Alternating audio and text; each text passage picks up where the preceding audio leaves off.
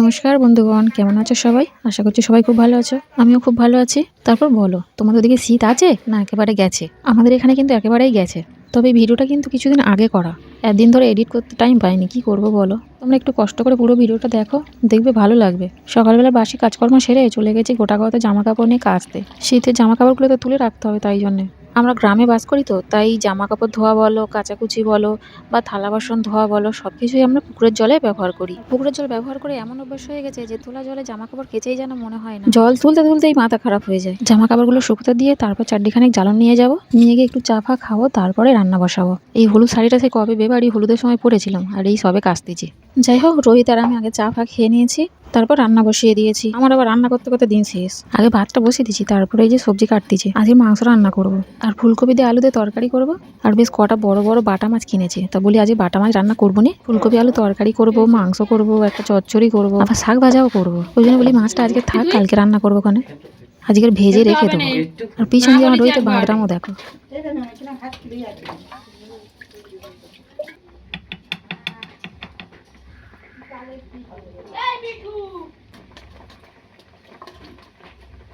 সবজি ফবজি সব কেটে নিয়েছি, এবার ওদিকে আমার ভাতটাও হয়ে গেছে। থামো, ভাতটা আগে নামিয়ে নিই। আমাদের যেই হাঁড়িতে রান্না হয় তার থেকে একটু বড় হাঁড়িতে রান্না বসিয়েছি, তাই জন্য হাঁড়ির পিছনে ছাই লেপে দিয়েছি। ওহ, ভালো কথা। ওই কি জন্য বড় হাঁড়িতে রান্না বসিয়েছি, আমার মাসি শাশুড়ি আইছে ওই জন্যে। তাই এবার ব্যাপারটা হচ্ছে, আমি জানি মাসি মাংস খাবে, তাই জন্য মাছ করিনি। ভাত খেতে বসে শুনি মাসি মাংসই খায় না। এর আগের বাড়ি এসে মাসি বলেছিল, কিন্তু আমার তো ঠিক মনে নেই। তা কি আর করা যাবে, ওই ফুলকপির তরকারিটা নিরামিষ করেছিলাম আর চচ্চড়িটা নিরামিষ করেছি, ওই দিয়ে ভাত খেয়েছে। আর শাক ভাজা আর মাছ ভাজা দিয়ে মাসি ভাত খেলো, আর আমরা খেলুম মাংস। তার জন্য মাংস আনলো আর কারা খেলো। তা যাই হোক, মাংস কষতে কষতে আমি কিন্তু এক পিস মাংস কষা খাবোই। 2 পিস কষা তুলে রাখি, রোহিতের জন্য 1 পিস আর আমি 1 পিস খাই। এই যে আমার মাংস রান্না হয়ে গেছে, চলো এবার নামিয়ে নিই।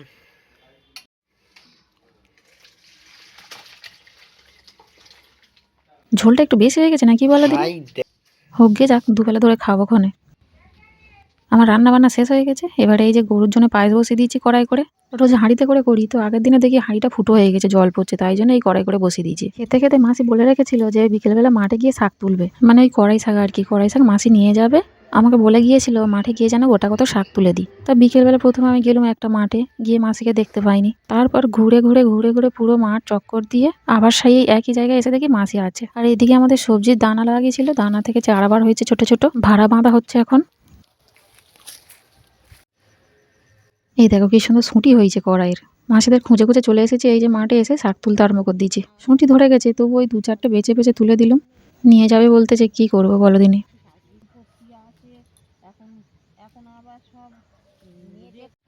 এই দেখো, বর্ষাকালে ঘুনিগুলো বসিয়েছিল, চিংড়ি মাছ পড়তো, আর দেখো তার কি অবস্থা এখন। আর এদিকে গরম পড়ে যাচ্ছে, তাই জন্য গাঁদা গাছগুলোর অবস্থা খারাপ, সব শুকনো হয়ে গেছে। শাক তুলতে তুলতে ওই মাঠ থেকে এই মাঠে চলে গেছি, দেখি না কি সুন্দর সুঁটি হয়েছে, বলি আগে খাই তারপর শাক তোলা হয়। ওই দেখো ওইদিকে মাসি শাক তুলতেছে, আর কি সুন্দর সিমগুলো হয়েছে, এক থোকা পুরো। দেখো কি সুন্দর সবুজ হয়ে আছে পুরো মাঠটা, আর ওদিকে সূর্য অস্ত যাচ্ছে, কি ভালো লাগছে দেখতে, কি বলবো। যাই হোক, আবার আমি পাশের মাঠে চলে এসেছি শাক তুলতে। কড়াই শাক তুলছিলাম, তুলতে তুলতে দেখি না হঠাৎ চিমনি শাক। প্রথমে মাসি দেখেই বললো যে এই শাক তোলো, ভালো লাগবে খেতে, অনেক হয়ে আছে। এই শাক তো আমি কোনোদিন খাইনি, শুনেছি খায়, তবে কোনোদিন নিজে তৈরি করে বা কারোর হাতে খাইনি কোনোদিন। মাসি তুলতে বললো, মাসিও তুললো আর আমিও তুললো। দেখো কত হয়ে আছে এই শাক। কড়াই শাক তোলা ফেলে রেখে দিয়ে এই চিমনি শাক তুলতে আরম্ভ করে দিয়েছি। পুকুর ধারে মনে আছে, পুকুর ধারে এই যে দুজনে মিলে মোটে এই কটা শাক তুলেছি, আরো তোলা হতো, কিন্তু এই যে সন্ধে হয়ে আইছে, ঘরে যেতে হবে, নাহলে যা শিয়ালের ডাক। এদিকে ঘরে যেতে যেতে দেখি পুকুরের ধারে সাদা সিম হয়ে আছে, গোটা কথা তুলে নি। শাক তুলেছি, ওই শাকের সঙ্গে রান্না করব, ফুলকপি, সিম, বেগুন এইসব দিয়ে ডালনা করবো কালকে। তাহলে চলো, ভিডিওটা এখানেই শেষ করছি। সবাই ভালো থেকো, সুস্থ থেকো, আর ভিডিওটা ভালো লাগলে একটা লাইক করে দিও, চ্যানেলটাকে সাবস্ক্রাইব করে দিও।